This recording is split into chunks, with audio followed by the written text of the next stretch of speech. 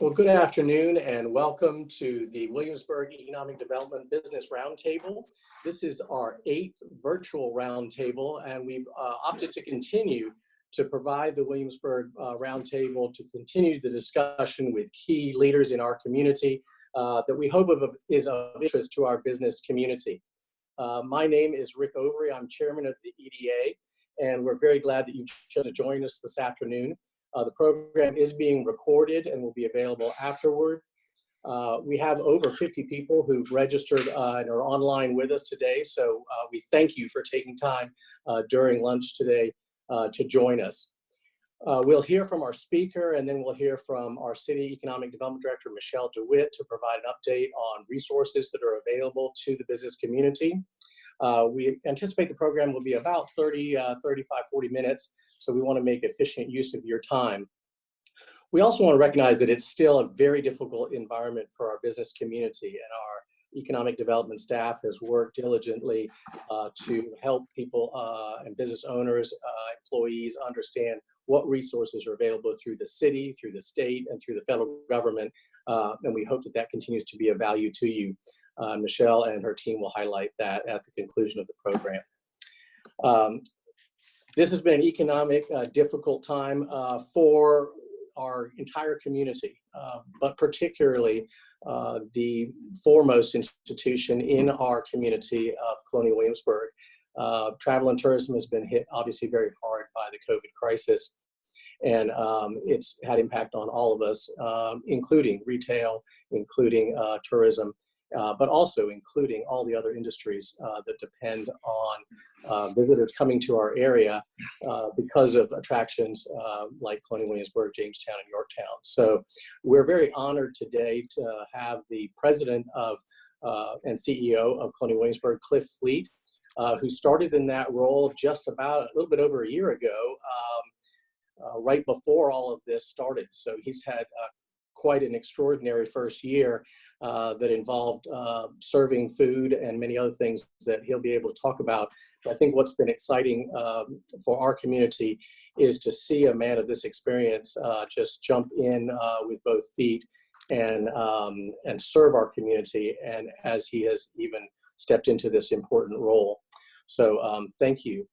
Just a little bit about Cliff. He served 21 years for Altria, so rising up through the ranks there and finishing as CEO and president of Philip Morris USA. But he's also more recently been a professor at William & Mary, on the board of directors of BioMech in Richmond, and a board member and former CEO of the 22nd Century Group, coming to the CEO position as a board member of Jamestown, Yorktown, and already a deep knowledge of our community before he stepped into that role over a year ago. So Cliff, I don't want to take any more of your time, but we are grateful for your time, grateful for you joining us today.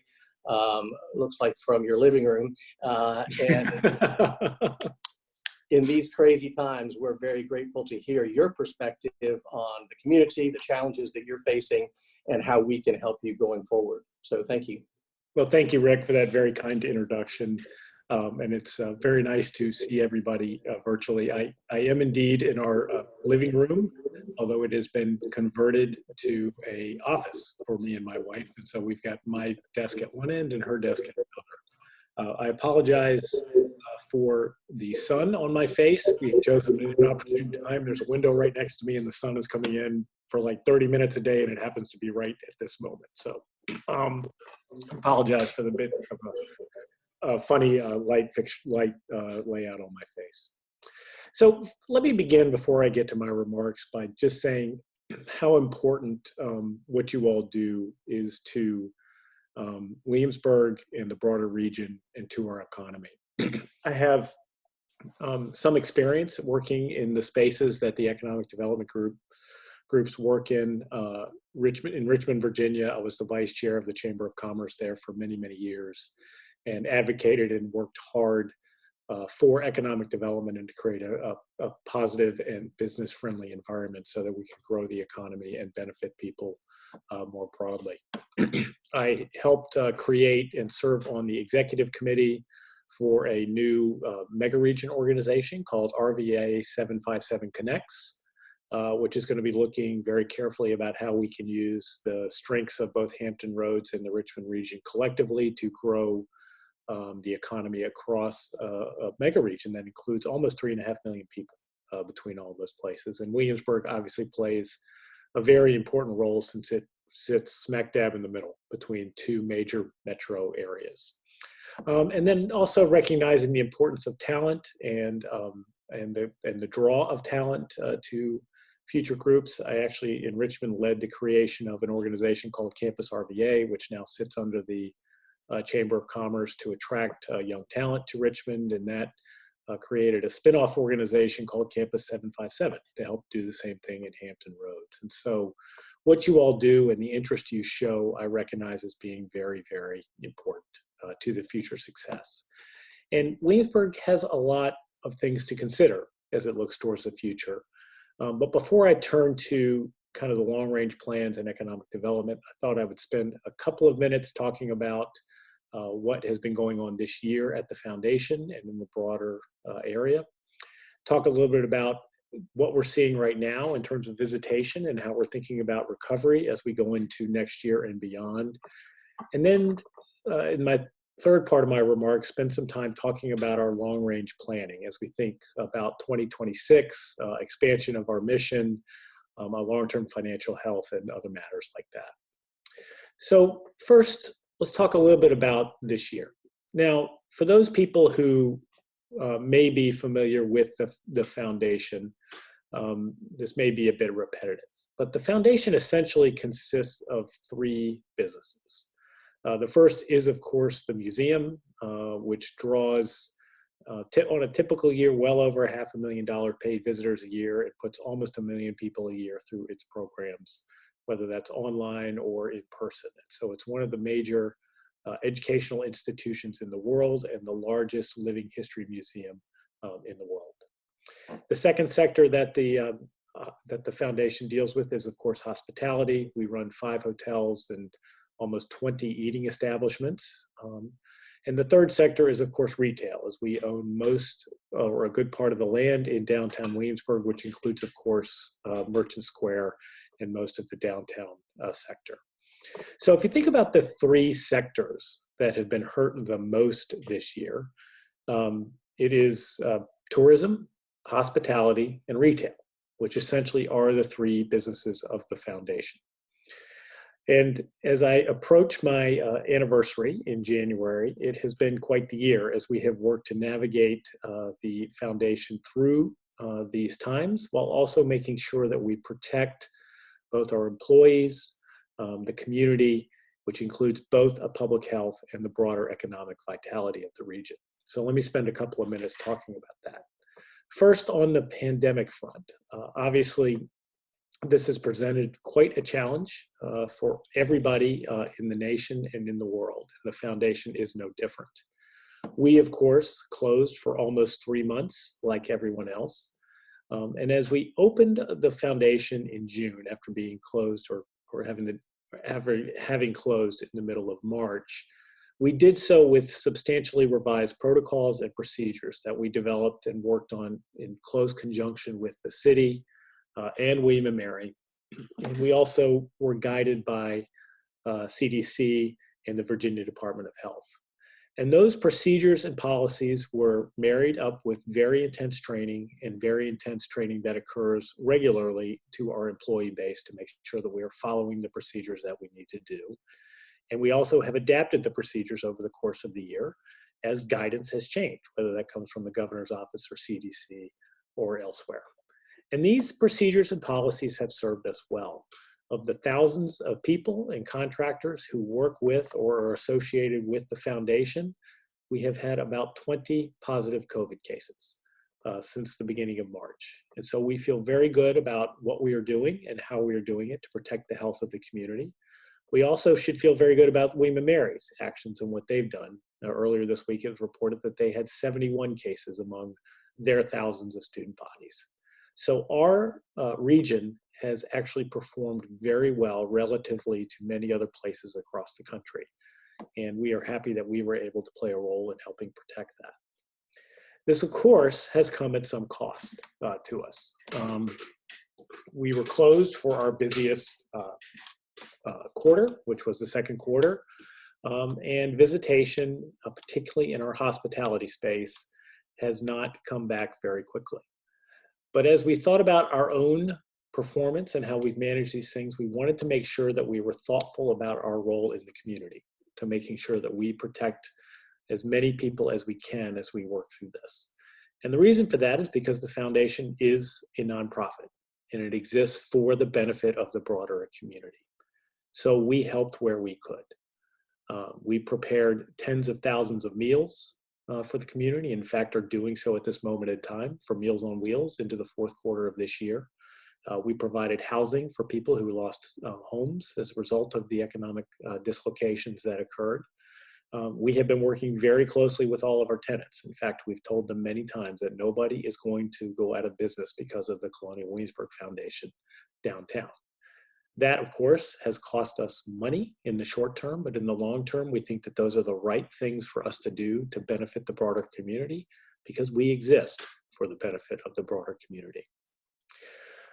We also have had to be very flexible in terms of how we have operated over the course of the year. And I'll pick an example that just occurred in the past week. So Grand Illumination is, of course, one of the most cherished events that occurs in Williamsburg over the course of the year. And we were optimistic a month or so ago that we were going to be able to hold Grand Illumination. We were very creative in working with the city and others to come up with a 3-part Grand Illumination, which would have controlled access for 1,000 people. Because at that point, the guidance in the state was that you could do events that had 1,000 people in it. As we got closer to the actual dates, what happened was, of course, that COVID cases started to rise and the guidance from the governor changed and it was reduced down to 250.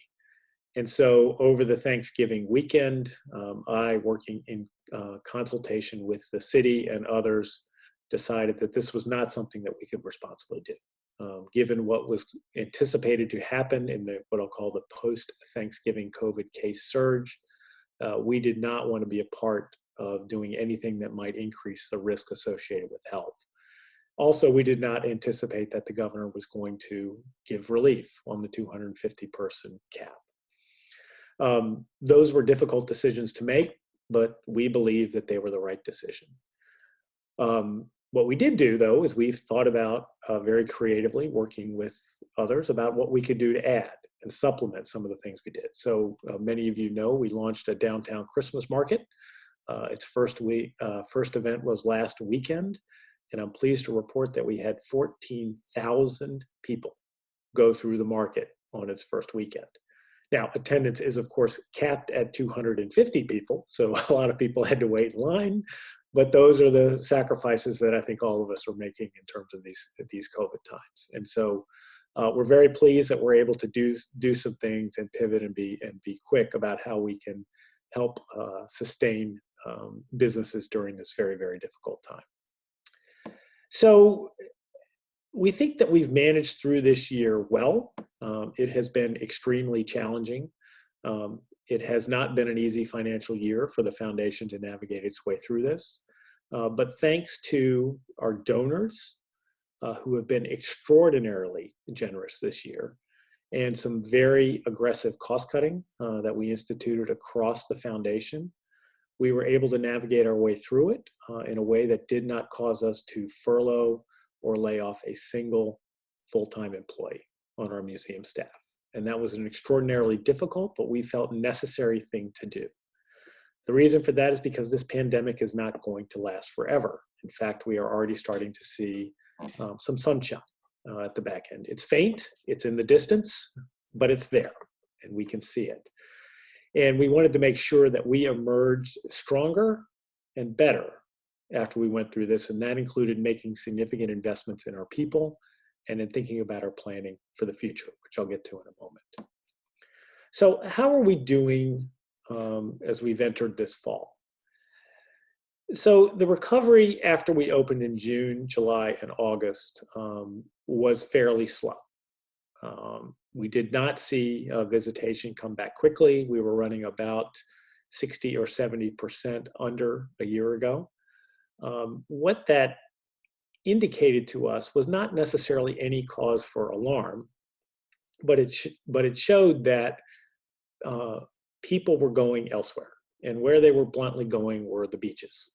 In fact, Virginia Beach and Norfolk had the highest hotel occupancy in the country as people flocked to the beaches, which were perceived as safe and outside, which makes sense.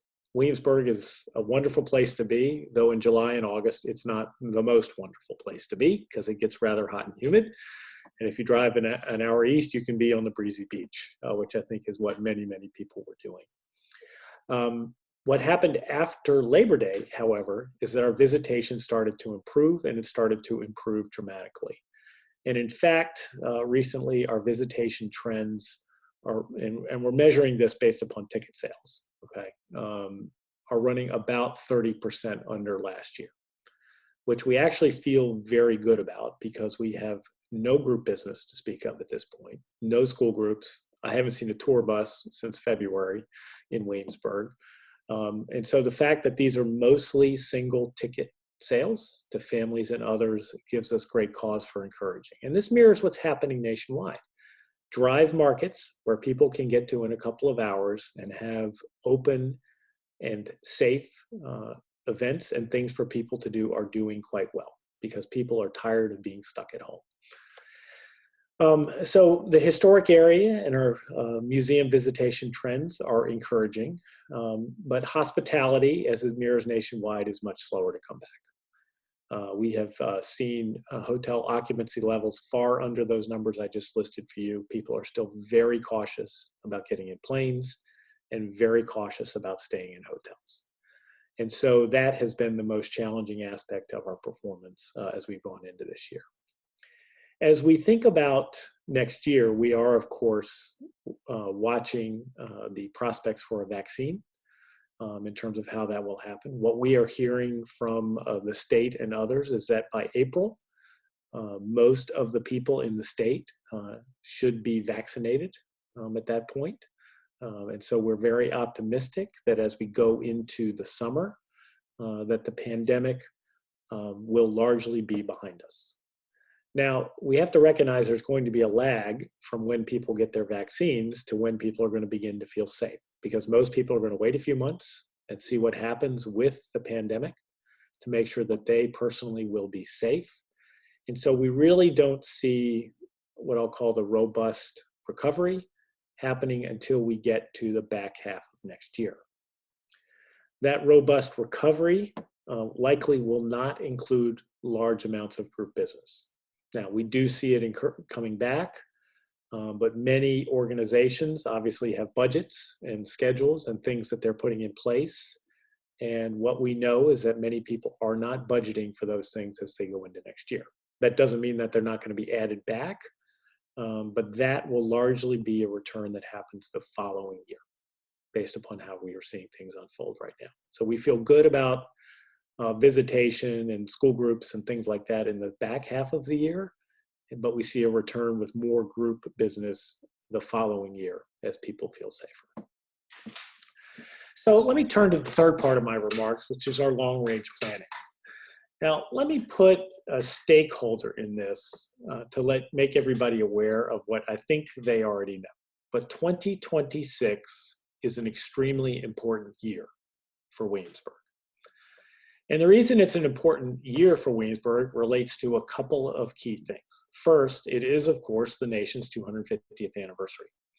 And there already are a variety of commissions and activities across the nation and the state that have begun planning for these things. For example, the governor created a commission to guide activities across the state in preparation for this anniversary. Both I and Christy Coleman serve on this body along with others across the state to begin planning for these things. And this date will, of course, put the spotlight on Williamsburg, given its importance in that historic events that happened. But it's not the only thing that's in Williamsburg that was important that we're going to be commemorating that year. It is also the Colonial Williamsburg Foundation's 100th anniversary in 2026. So that is a very significant year, obviously, for us, and we are keying a great deal of our activities on our centennial, which will occur in the same year. And there are also other anniversaries that are important for us to remember. Phi Beta Kappa, of which I am not nearly smart enough to be a member, was founded in Williamsburg, actually founded in the Raleigh Tavern in the historic area by William and Mary. It is celebrating its 250th anniversary in 2026.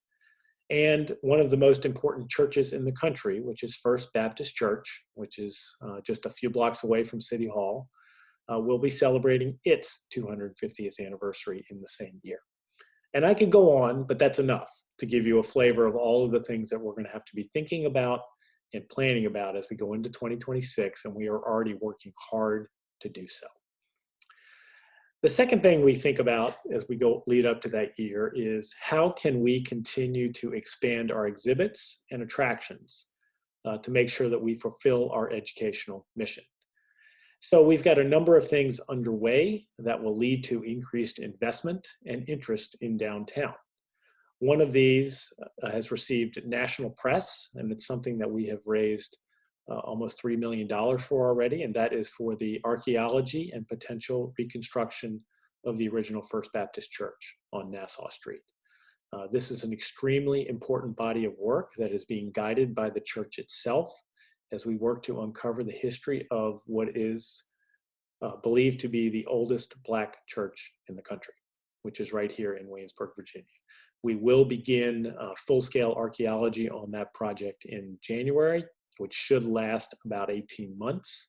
And after that, it is our aspiration and that of the church that we will reconstruct what that structure or structures looked like so that we can properly commemorate the church's anniversary on in 2026. That will be a major nationally relevant exhibit. We have already received coverage for this work in the New York Times, Washington Post, Wired Magazine, et cetera, I can go on. We also are planning to construct a large sister or brother building, depending on the gender, across the street from the new museum complex. I think as many people know, we completed the expansion of the museums complex. That was a $40+ million investment in Williamsburg. It is a magnificent complex if you have not had the chance to go over and see it. Across the street from it, we plan to construct a archaeology center, which will not only house our world-class archaeology group, but also serve as a place where we can host guests and visitors to teach them about archaeology, which is not something that we have as a capability today. We have already raised most of the money for this building and are beginning our planning work and architectural renderings as we go into next year, and should have more to share with the community in about 12 months or so about that piece of work. But that will be a very important addition, we think, to downtown Williamsburg. And I could go on, but you get the idea that we're going to have exhibits like that that are going to be coming online that will be donor funded. As we lead up to 2026, we are also very conscious about making sure that we restore the foundation's long-term financial health so that nobody in its next 100 years will have to worry about the things that I'm worrying about right now, which are, of course, the amount of debt that the foundation carries and our operational performance, which, while is not sufficient to service our debt at this point in time. So as we have looked at that situation, we have developed a long-range plan that is predicated upon both a major capital campaign, which we will be spending a great deal of time planning for, to grow our endowment with a specific focus about permanently endowing our historic area and its operations so that we won't have to worry about whether these incredible assets will be preserved in perpetuity. Another piece of this work is to think about how we could better use the assets to both enhance the community's health and also help with our long-term financial condition. Quite frankly, a way to characterize it is the foundation is a bit cash poor and is very land rich. So if you think about the foundation and the assets that we own, if you stand in Duke of Gloucester Street and you can go either way, but look down Duke of Gloucester Street, the foundation owns all of the land from 64 to beyond 199. And so we are the largest private landowner in the city of Williamsburg and are also the city's largest taxpayer. in terms of what we do and how we do it. And we're very proud about that. But as we think about what we need to do as a foundation, we also need to make sure that we are guided by what is the region's long-term aspirations. This is where the input and guidance and counsel of the community is going to be critically important for us to think about. And so there's been a great deal of work which this group and others have spent time on over the past few years, thinking about how can we make downtown more vital, how can we increase residency, how can we grow our region's economy, both in terms of adding additional potential amenities that may draw additional tourists, but also create additional legs so that we're not so tourism and retiree dependent in terms of how we think about things. So I'll give you a sneak preview of some of the things that will be talked about tonight in the State of the City address.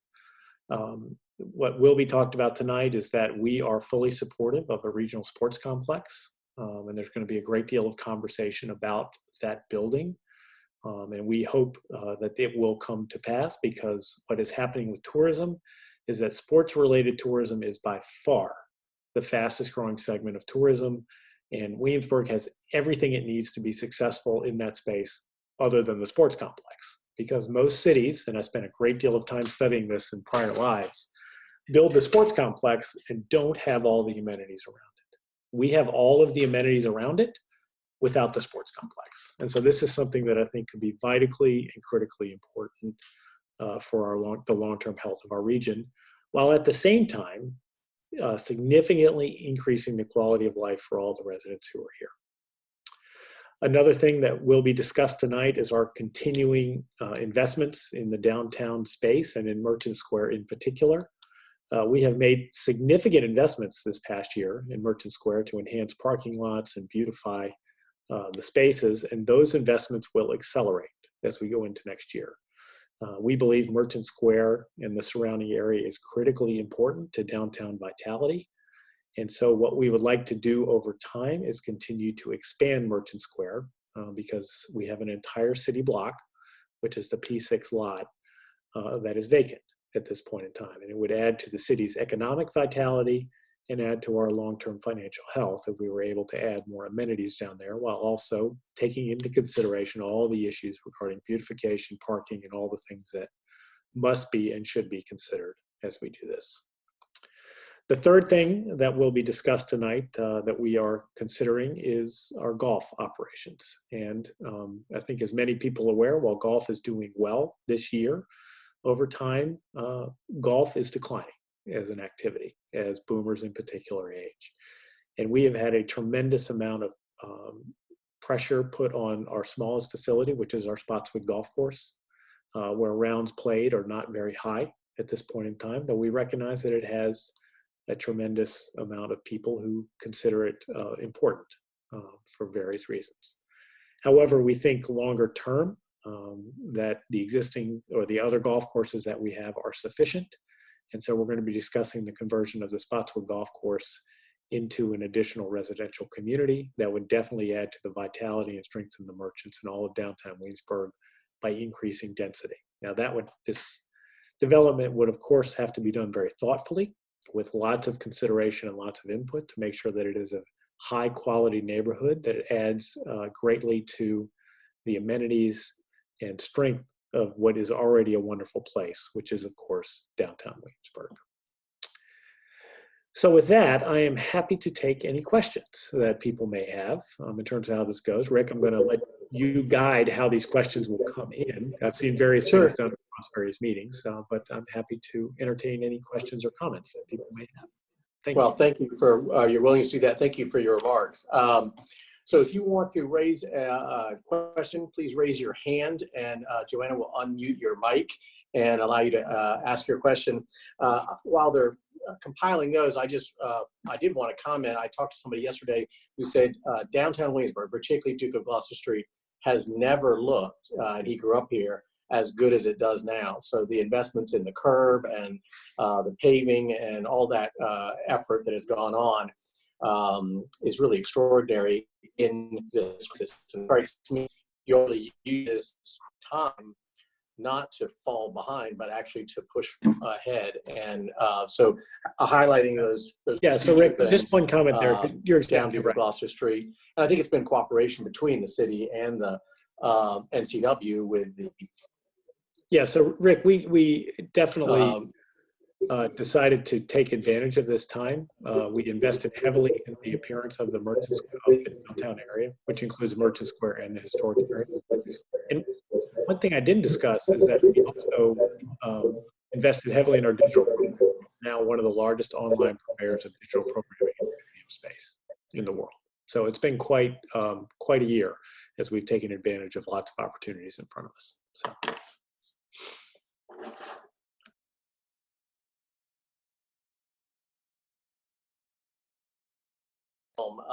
That many of us know, going back to childhood, is the introduction to Colonial Williamsburg.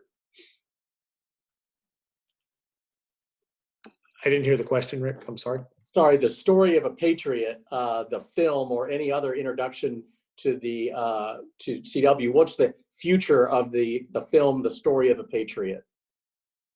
The short answer is I don't know, and I haven't spent a great deal of time thinking about that. And I don't mean to be cute with that answer. We did stop showing it at the beginning of the pandemic due to health-related issues associated with movie theaters and things like that. We have not reinstituted that, but we haven't fully thought through the future. I have a difficult time imagining showing it. How we'll be able to do that still needs to be thought through.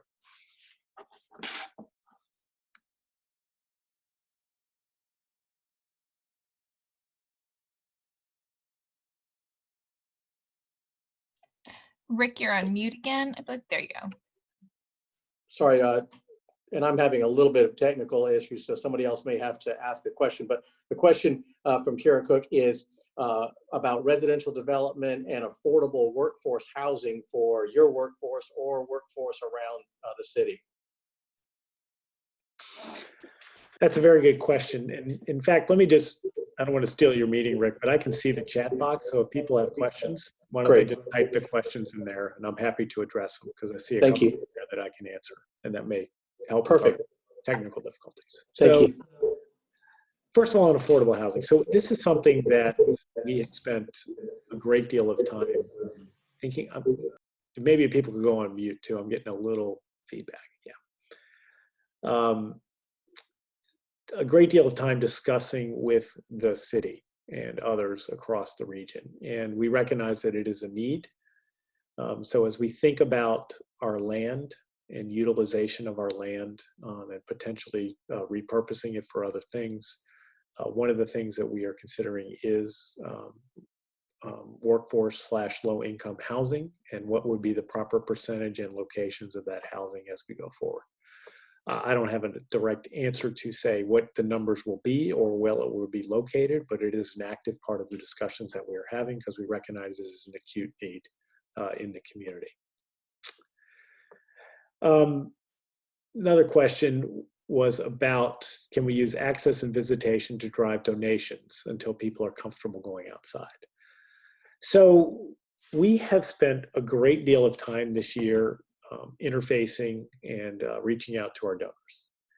And the donor support for the foundation has been nothing short of extraordinary.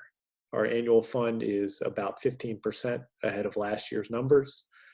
Individual gifts are running at similar number. The number of people giving is running at similar levels. And we have also had some extraordinarily generous large gifts to fund special operations and other needs as we have gone through this year, as we have focused on cash in terms of donations. Critical to that work actually has been our digital outreach programming. We have heard from our donors who literally span the world that the online digital programming that we do has been important to them because they have not been able to visit us during this time. And so without the work and support of our donors, we would not have been able to get through this year as successfully as we have.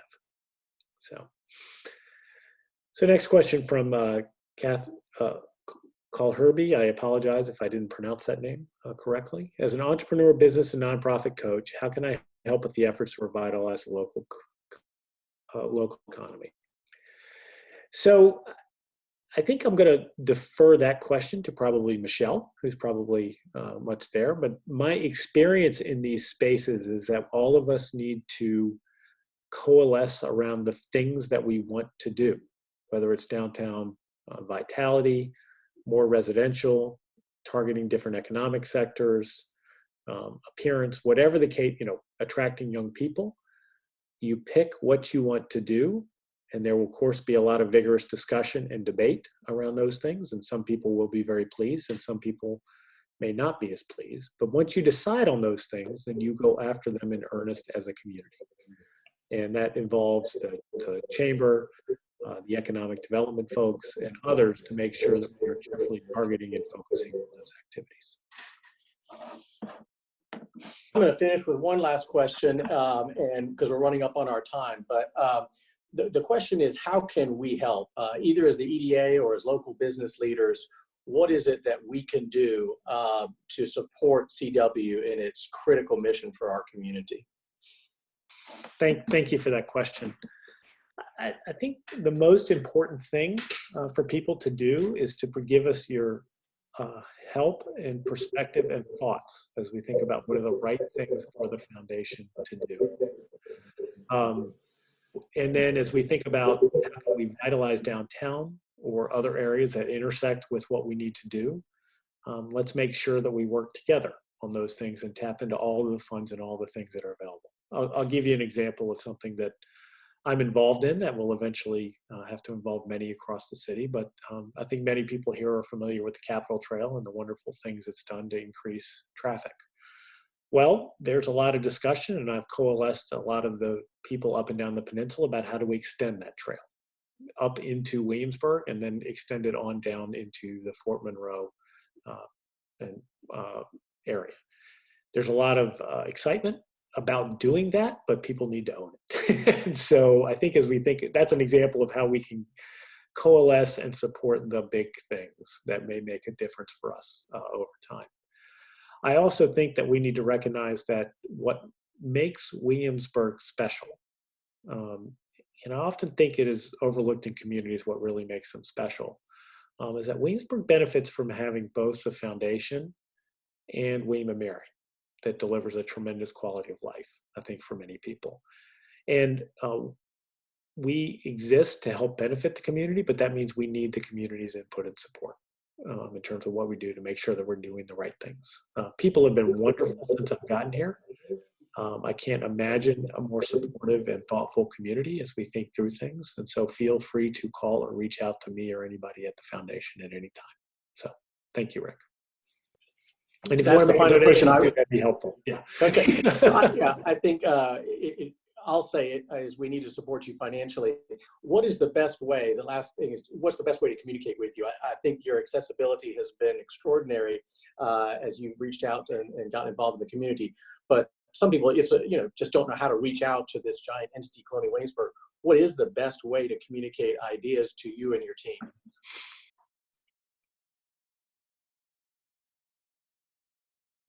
Sorry, I keep putting myself on mute to make sure we don't get feedback. I am happy to have people reach out to me directly. They can send me emails or send me letters. I get a lot of people who just walk straight up to me as I'm in the historic area almost every day, in Merchant Square almost every day. Also, honestly, working through institutions like the EDA or NAACP or other organizations like that is also very helpful. We spend a great deal of time, and I do personally, talking to civic organizations to make sure that we're thoughtful and inclusive about the ideas and sensitivities that they have. So sometimes working through the civic institutions may also be an appropriate way to go about things. So thank you.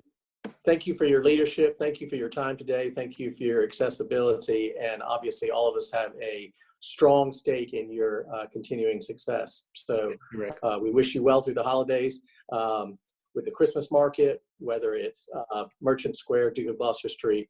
I hope that people will come downtown and enjoy all that Colonial Williamsburg has to offer. The decorations are up.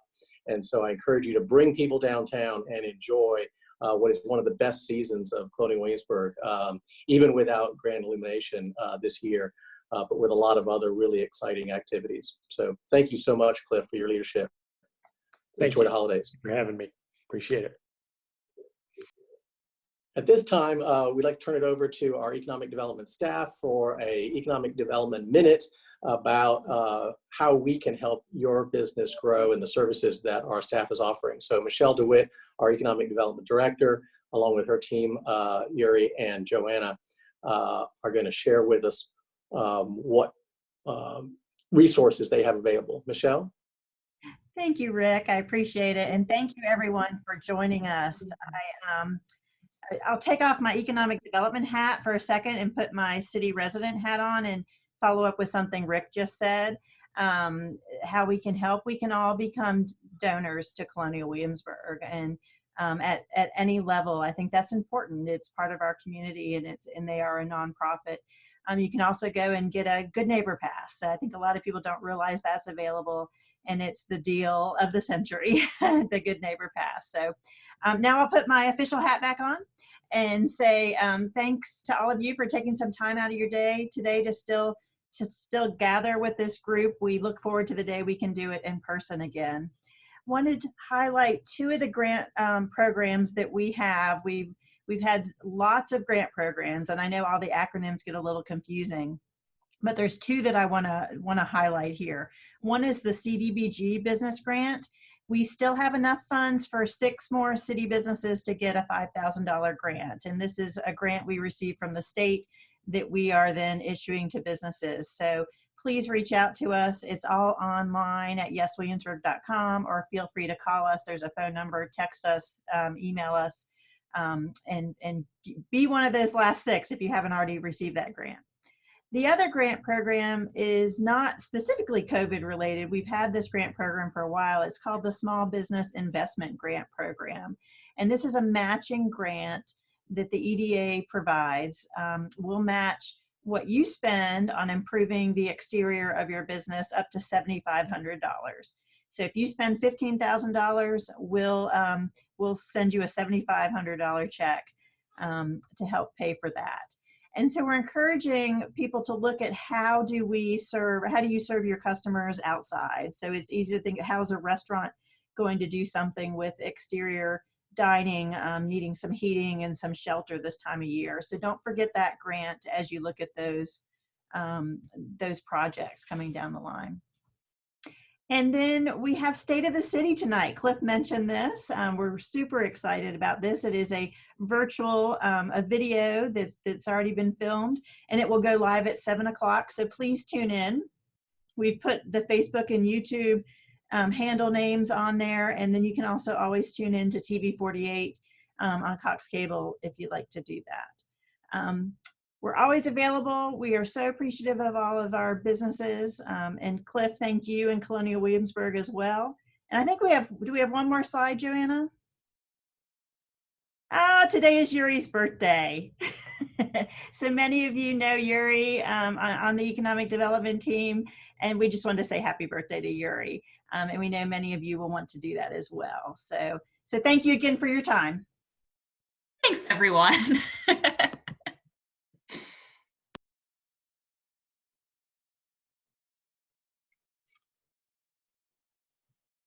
I don't know if Rick's coming back or not, but it looks like not. So thank you again for joining us. Remember, we're just a phone call, a text, an email away, and we'll see everyone in January. Thank you very much, Michelle. Happy birthday, Yuri. Please make it a great day to do business in Williamsburg.